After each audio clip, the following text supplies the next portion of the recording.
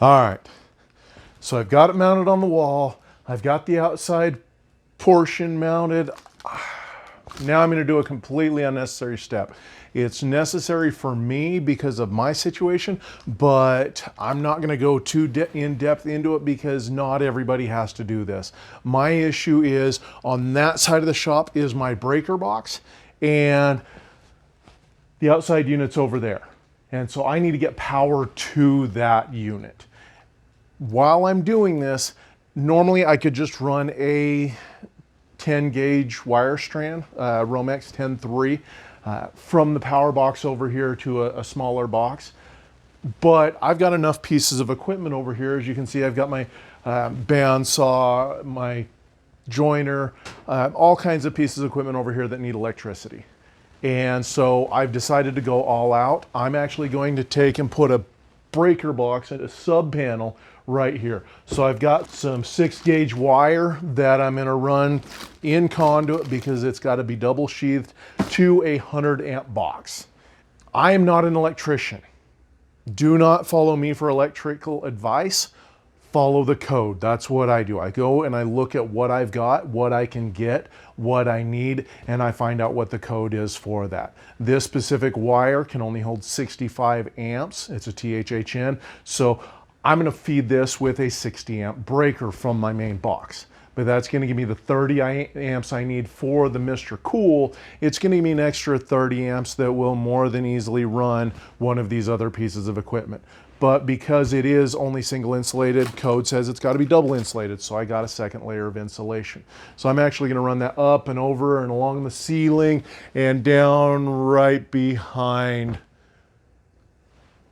the MRCOOL. So I may actually have to take that down. I may be able to get the conduit to feed between the insulation and the unit, but it's quite possible that I'm actually going to have to take that down again. But I'm just going to snap my fingers and then we'll get back to that should be installed. And then I will show you what needs to be done to get power to the unit from there. Again, I'm not an HVAC guy. I'm not an electrician. This is educational, more likely entertainment purposes only. Be safe, follow your local code. And let's get this breaker box over there. And I'm going to pretend like it's easy. All right, that was too easy. Got the breaker panel, so this is where everybody else should be at. Now from here, this is where you've got to make the call. Is it DIY for you, or is it going to be something that you're going to contract this out? What needs to happen from here as far as electrical is we need to take some 10 gauge wire and run this from the circuit breaker to a fusible box. So according to regulations in my area, I've got to have a disconnect within reach of the outside condenser. So I've got this one. I'll drop a link in the description below where I got that. From there, I've got a pre-assembled wire. So this is a weatherproof fitting hose.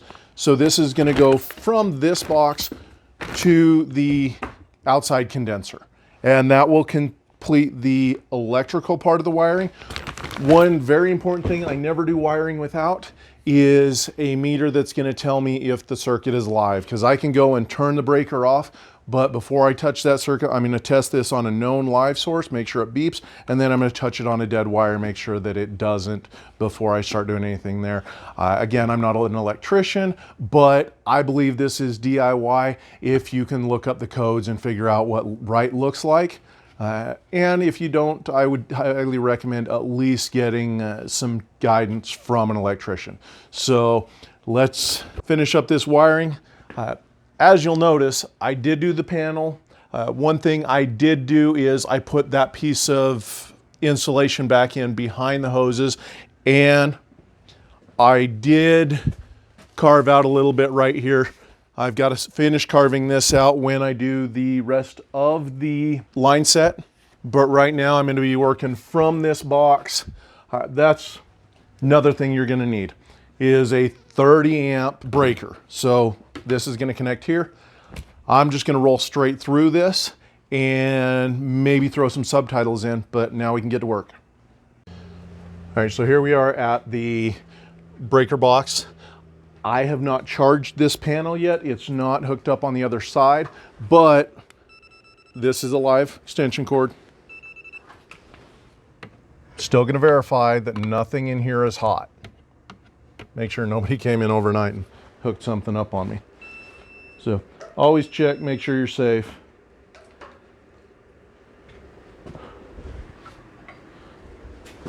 So I'm going to be wiring out from the bottom of this.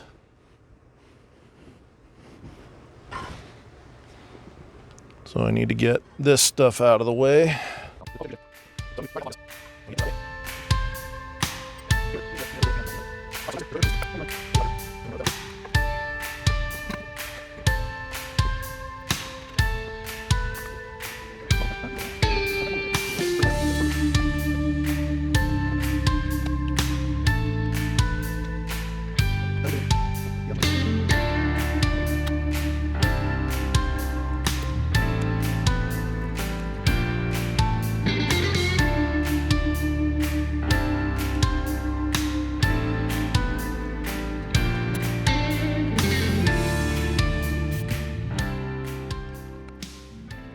All right, so what I'm going to do is I'm going to punch an 1.5 inch hole through the wall so I can put this coupler on the back of this. So the coupler will stick out the back of that, and I'll be able to seal here and seal here. So that should give me an area where I don't have to worry about bugs coming in.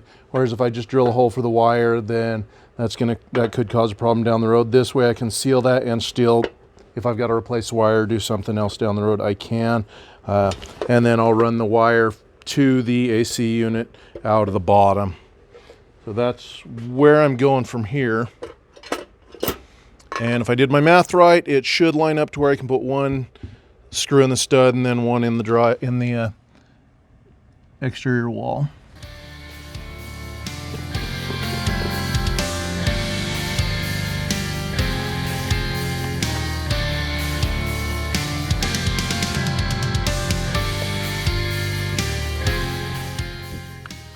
I'm going to hold off on stapling this one until I get this box up on the outside. All right, here we are on the outside. We've got our box, our disconnect box. Got our wire that goes to the AC unit. Got some wire nuts. Probably going to end up needing those when I start tying this stuff all together. And let's see how all this is going to go together.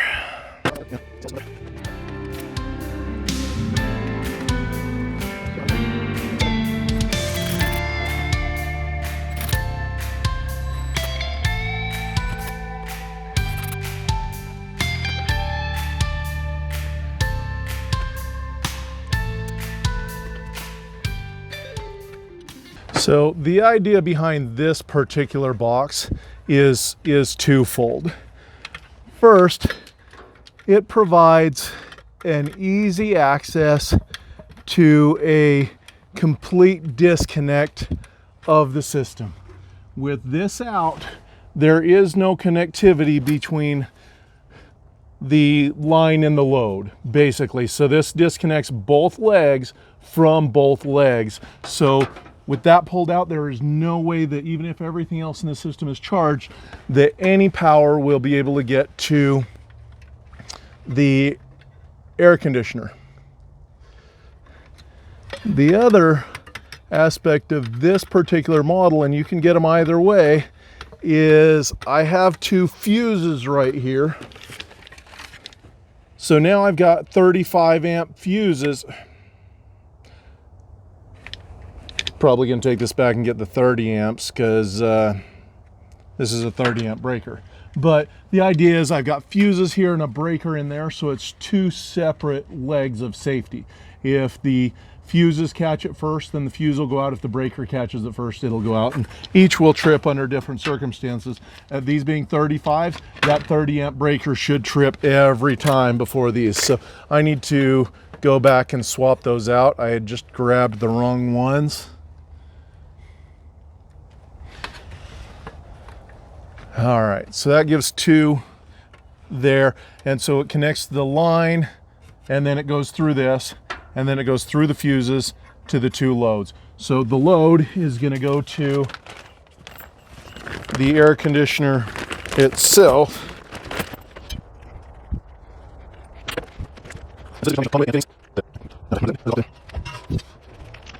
Now I've got to decide, am I going to go out the side and then in, or go out the bottom and then in? So I'm going to come over here and take a look at the AC unit itself. Oh, you know what? They tell you to do the line set first anyway, so I'm going to keep thinking about this for a little bit and I'll come back. Got this mounted. Let's go to the line set. Let's go to the line sets now.